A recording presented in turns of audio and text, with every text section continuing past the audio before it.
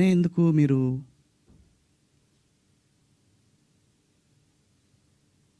ఎందుకు నేనేం చేశాను? అమరావతి రైతులు ఆడవాళ్ళ మీద బూటు కాలేసి తొక్కినప్పుడు నేను మాట్లాడా, నేను నిలబడ్డా, ఎన్నో సందర్భాల్లో నిలబడ్డా. జంజీ కోసం ఫైట్ చేశాను నేను. రాబోయే తరాలైరా ఇవన్నీ, మీరు తినేస్తారంటరా అని అడిగాను నాయకుల్ని.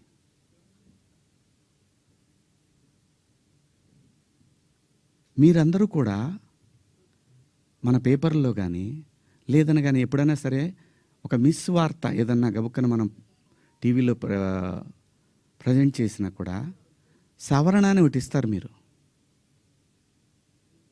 మనుషులు, మనం సమర్థించుకోవట్లా, పొరపాటు జరిగింది అని చెప్తున్నాను నేను.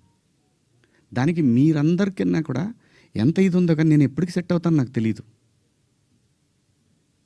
నా వేదన అంతా ఆ చిన్మయ్య గారి దగ్గర నుంచి అలా అలా అలా అలా అలా అలా వెళ్ళి ఉమెన్ కమిషన్కి వెళ్ళిపోయి వాళ్ళు నాకు మెసేజ్ పెట్టి నువ్వు 27వ తారీఖు మా దగ్గర అటెండ్ కావాలి అని.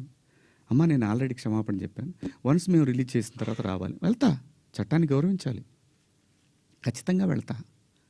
వెళ్ళి ఒక అపాలజీ లెటర్ ఇస్తా, నాకేం ప్రాబ్లం లేదు, నేనేం సిగ్గుపడను. నేను తప్పు చేసినప్పుడు క్షమాపణ చెప్పడంలో తప్పేముంది? ఏమీ తప్పులేదు. ఇష్టం వచ్చినట్టు మాట్లాడుకుంటున్నారు. ఒక బార్కి వెళ్తే డ్రెస్ కోడ్ ఉంటుందండి, ఒక పబ్కి వెళ్తే డ్రెస్ కోడ్ ఉంటుంది. షూ లేకుండా లోపలికి రానీడు. కొన్ని పబ్బుల్లో అయితే గర్ల్ ఫ్రెండ్ లేకుండా రానీడు. నేనేమన్నాను? మనిషి ఆదిమానవుడు కోతి నుంచి మనిషిగా రూపాంతరం చెందిన తర్వాత ఇంగితం ఎక్కడ స్టార్ట్ అయిందంటే, ఈ శరీర భాగాలు కనపడటం కరెక్ట్ కాదే, ఏదోటి కట్టుకోవాలి అనే జ్ఞానం అమ్మకు వచ్చిందో నాన్నకు వచ్చిందో తెలీదు, వచ్చింది. అలా అలా బట్టలు తయారు చేసుకునే లెవెల్కి వచ్చి బట్టలు కప్పుకోవటం, బట్టలు వేసుకోవటం దాకా వచ్చింది. మంచివి వేసుకోమంటాం తప్ప అండి? కాదు, ఇదేం సిస్టము, ఆ సిస్టమ్కే పోతామన్నోళ్ళు పోవచ్చు, ఎవరూ తప్పేం లేదు. ఎవరిష్టాలు వాళ్ళయి, ఎవరిష్టాలు వాళ్ళయి. ఇక్కడ నాకు కాన్స్టిట్యూషన్లోని సెక్షన్స్ గురించి చెప్తా. ఈ సెక్షన్ ప్రకారం మహిళల్ని అని చెప్పి టిఎఫ్ఐ ఉమెన్ వింగ్ పెట్టారు. చట్టం నాకు తెలుసు, కాన్స్టిట్యూషన్ చదువుకున్నాను. భారత రాజ్యాంగము హక్కులతో పాటు బాధ్యతలు కూడా ఇచ్చింది. న్యాయమూర్తి దగ్గర ఒక కేసు వెళ్ళినప్పుడు దాని తాలూకా ఇంటెన్షన్ చూస్తాడు. Provoking also crime, provoking also crime.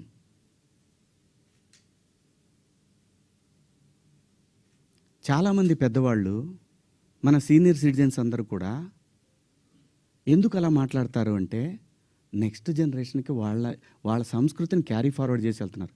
వేసుకుంటారా వేసుకోరా మీ ఇష్టం అమ్మ, నేనెవరిని చెప్పటానికి? అలా పోయినప్పుడు ఆ పిల్ల ఇబ్బంది పడితే అది చూసి తట్టుకోలేక మాట్లాడానే తప్ప, ఎవరే బట్టలు వేసుకుంటే నాకేంటండి? పోనీ మీరు ఎవరన్నా ఆ పిల్లకి అండగా నిలబడ్డారమ్మా? ఒక్కళ్ళన్నా నిలబడ్డారండి? ఇది తప్పు, ఇంతమంది ఒక ఆడపిల్ల మీద దాడి చేయటం అని మాట్లాడారా? ఆ బిడ్డ కోసమే నేను మాట్లాడాను.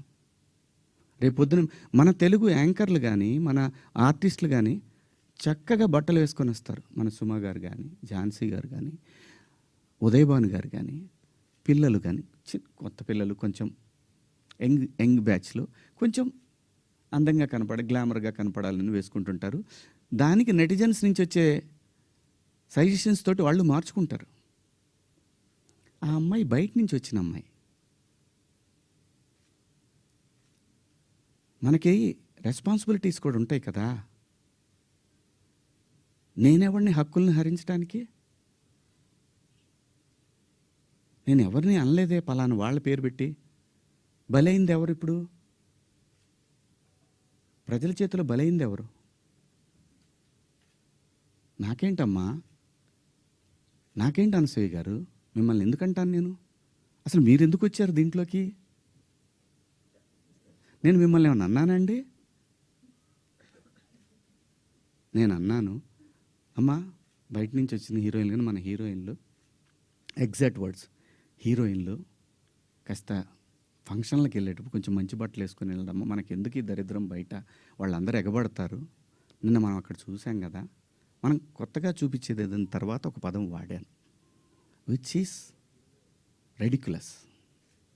నాకు వాడకూడదు ఆ పదం. నాకు ఇప్పటికి కూడా అది ఎన్నాళ్ళు హాంట్ చేస్తా తెలియదు.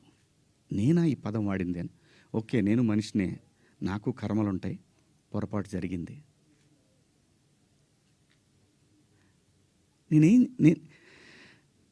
నా బాధ అంతా ఏంటంటే, నా వైఫ్ నా పిల్లలతోటి కరెక్ట్గా మాట్లాడలేకపోతున్నాను నేను. అది నా మిస్. వాళ్ళు నన్ను కన్సోల్ చేస్తున్నారు, వెళ్ళండి అని అంటున్నారు.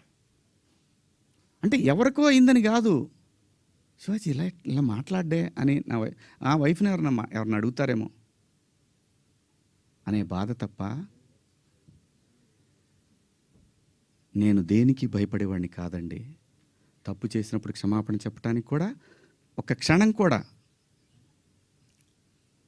మనలో మనం కూర్చొని ఒక మాట అడిగితే సింపుల్గా, అమ్మ నన్ను క్షమించండి, నా వల్ల ఈ 2 పదాలు దొరికినాయి అని చెప్పేదానికి దాన్ని చాలా దూరం సాగదీశారు. పర్వాలేదండి, మేము పట్టడానికి ఉన్నాం, పడతాం. సమాజంలో ఎప్పుడైనా సరే ఇలా జరిగినప్పుడు నేను మాట్లాడతానండి, నేను ఖచ్చితంగా మాట్లాడతానండి. నేను ఏ తండ్రి వదిలేస్తారండి పిల్లల్ని? ఇంకొక పదం, ఒకప్పుడు ఒక జర్నలిస్ట్ మేడం గారు స్వేచ్ఛ మగాడిచ్చాడా అనే అంటే ఇదే డివిజన్ తీసుకురావటానికి.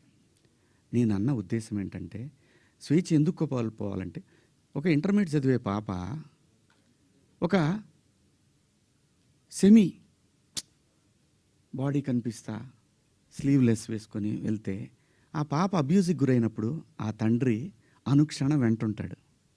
అప్పటిదాకా హాయిగా తిరిగిన పిల్ల వీళ్ళ ప్రేమలో, వీళ్ళ పొసెసివ్నెస్ వల్ల ఆ పాప తన ఫ్రీడమ్ని కోల్పోయినట్టు ఫీల్ అవుతుంది.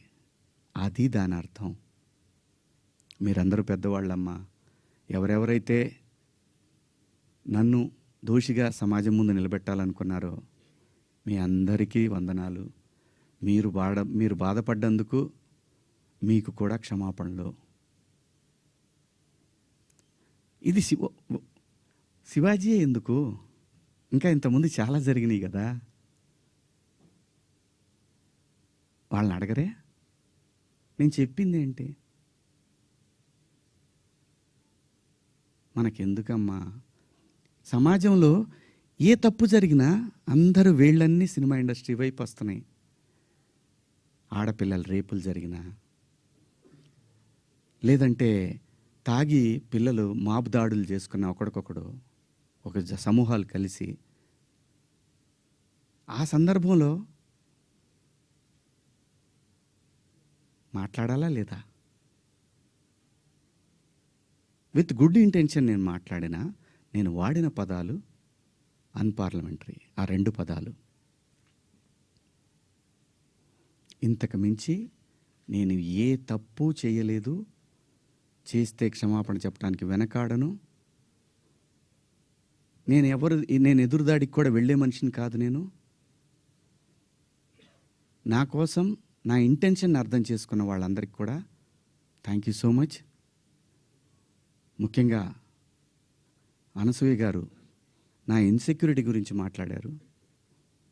అవునమ్మా, మా హీరోయిన్ని అలా వెళ్ళినప్పుడు, దాడులు చేసినప్పుడు భయం ఉంటుందని, వాళ్ళు బాధపడతారని, ఒకవేళ జరగరాంది ఏమైనా జరిగితే ఆత్మహత్యలు చేసుకుంటారని నాకు ఇన్సెక్యూరిటీ ఉందమ్మా. ఇంకోటి, నా మీద మీరు జాలి చూపించారు, ఐ పిటీ హిమ్ అని. చాలా థ్యాంక్స్ అమ్మా మీకు. మీకు ఇచ్చిన విశాల హృదయానికి భగవంతుడికి థ్యాంక్స్ చెప్తూ అదే భగవంతుడిని కోరుకుంటున్నాను. మీకు తొందరలోనే మీ రుణాన్ని తీర్చుకునే అవకాశం భగవంతుడు నాకు కల్పించాలని కోరుకుంటున్నామా.